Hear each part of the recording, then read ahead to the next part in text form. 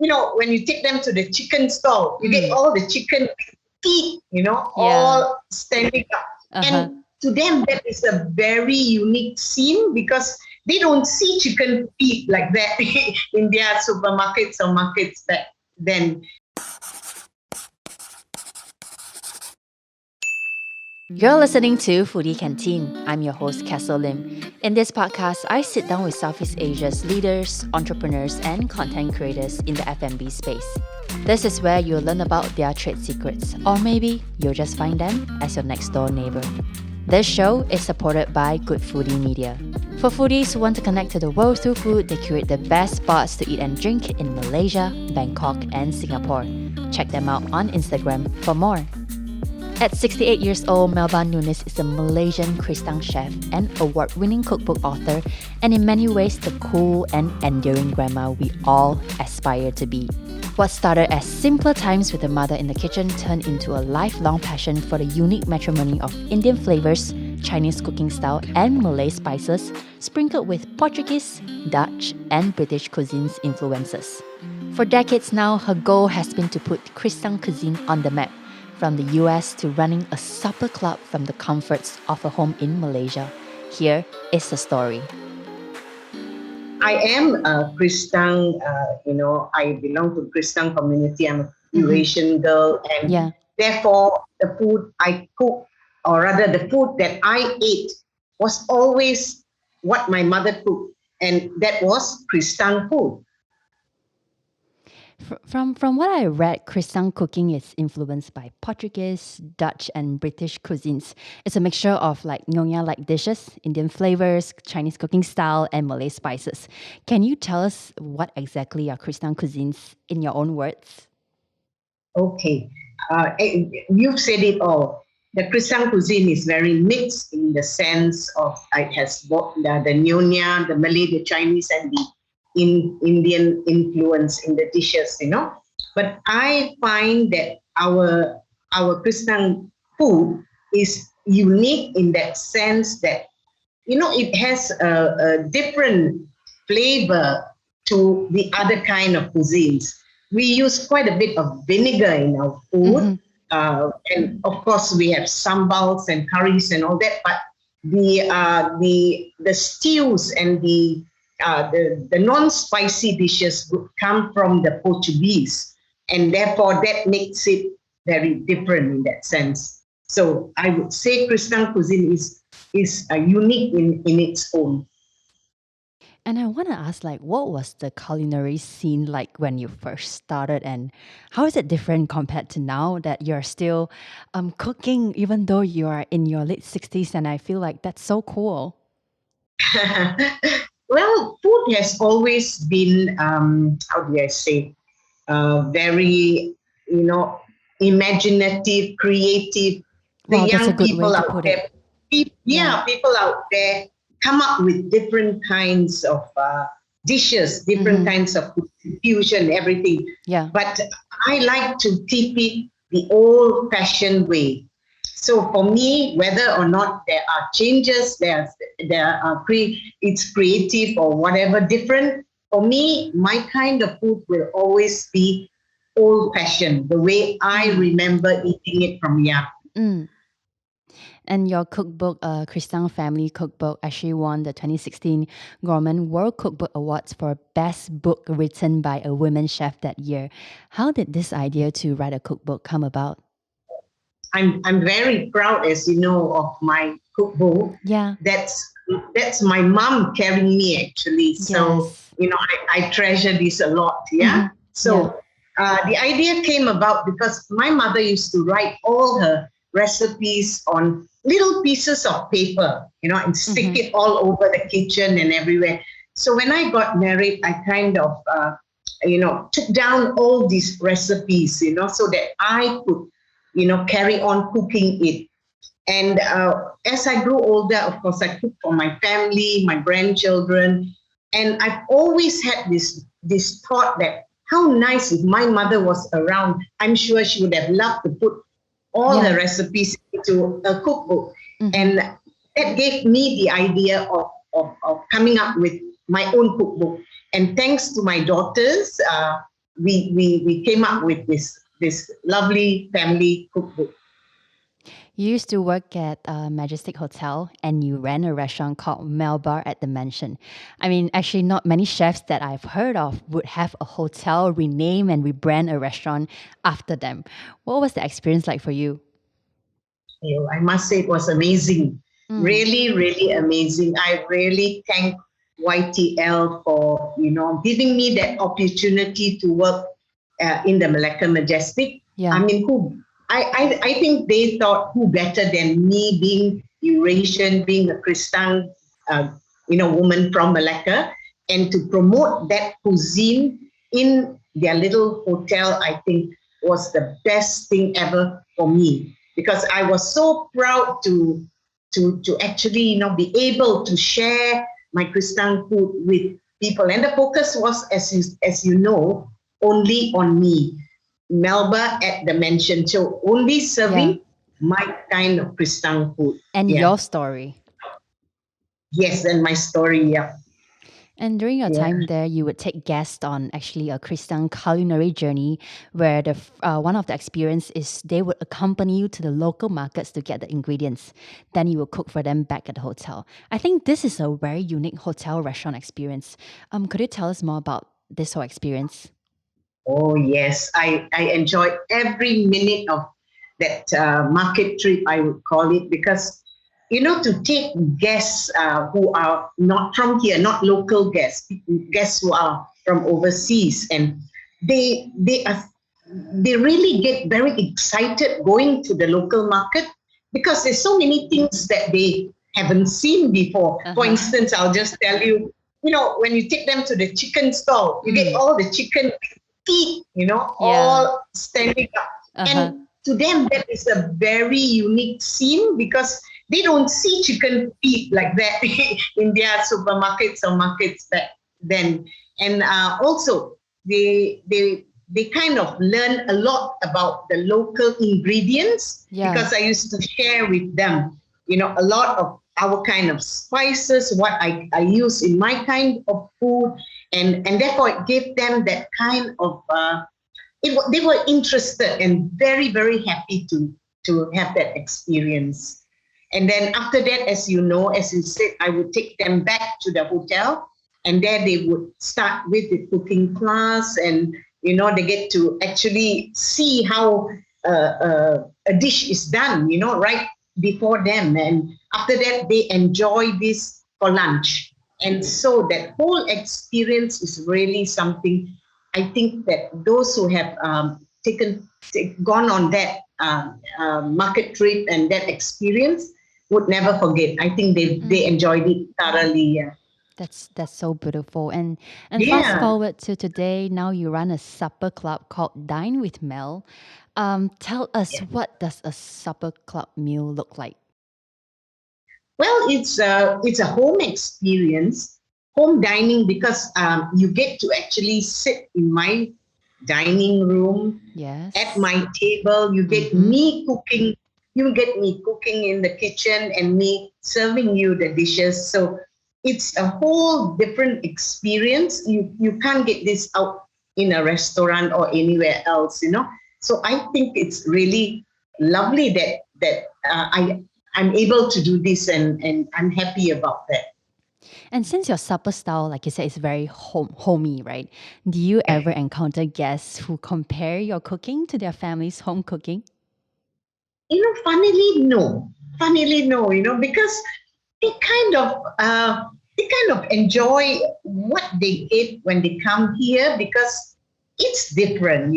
Every family would have their own way of serving, their own kind of food. So coming over to my place is a different experience. So no, I've never had that kind of comparison or or feedback or anything. Yeah. Everyone just enjoys just being in my home. And I guess what you would call them is that they are very respectful of your cooking and your story. And I mean, since I guess, yeah. And since 2018 to pre-pandemic 2020, Dine with Mel has kept you quite busy, seeing an average of 3 dinners a week. Here's a personal question, okay? How do you feel about people entering your private space? okay, I'm actually a people person. Mm-hmm. I enjoy meeting people. I enjoy people. It can be anyone, I just love people. So it's not much of a problem having anyone in my home, but thankfully, thank God that most of the people that come here are my friends or recommended by friends or relatives, So it's not like strangers walking in most of the time. No, there's always a group with somebody I know.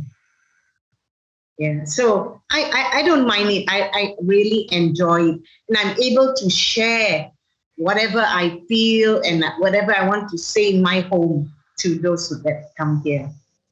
And I know we have been in and out of lockdowns in close to 2 years. How has this pandemic affected Dine with Mel in any way? Well, yes, I had to stop, of course, getting my guests in for sure. Mm-hmm. But I tell you, I always thank God because my takeaway orders have been really good. Somehow or other, I've had people ordering, word of mouth again, recommended by others who enjoyed my food. So it has been ongoing. I don't feel the MCO had had any not so nice effect on me because other really than not having them over easy. at your house, right? They still get to Correct. Yes. experience your Yes. food with the rise of like taking away and ordering online. Yeah. I enjoy cooking, so it keeps me busy, And of course, takeaway orders are a little bit more, it keeps me more busy because I've got to do packing and all by myself. Mm-hmm. So that takes quite a lot of my time. Then marketing and everything else. So yeah, but it's fun. It's been fun. That was Melba. You're listening to Foodie Canteen. When we come back, Melba reaffirms the truth behind the old saying, sharing is caring. She also drops her recommendations for great beginner-friendly Kristang dishes that are sure to make you the talk of the family dinner this holiday season. This show is supported by Good Foodie Media. For foodie who wants to connect to the world through food, that's where you go. Find Penang Foodie, KL Foodie, Johor Foodie, Halal Foodie, Singapore Foodie, and Bangkok Foodie on Instagram. They curate the best spots to eat and drink in these cities. You've been spreading awareness of Kristang cuisine for decades now, and presently you also have added social media to your arsenal with quite a significant of online presence.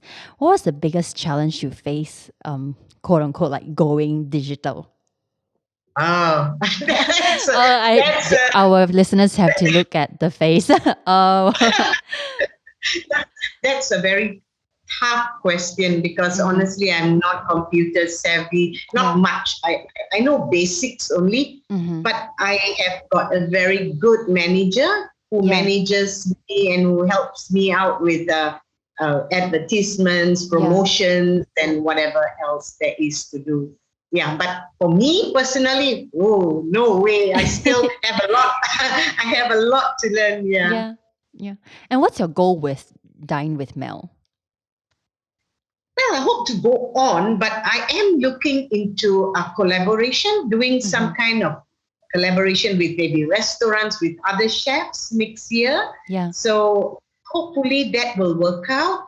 And I'll still carry on with my Dine with Mel if it comes to that. And also my takeaways, because some people prefer to just order, They don't want to come in, but they can always order and take away. Yeah.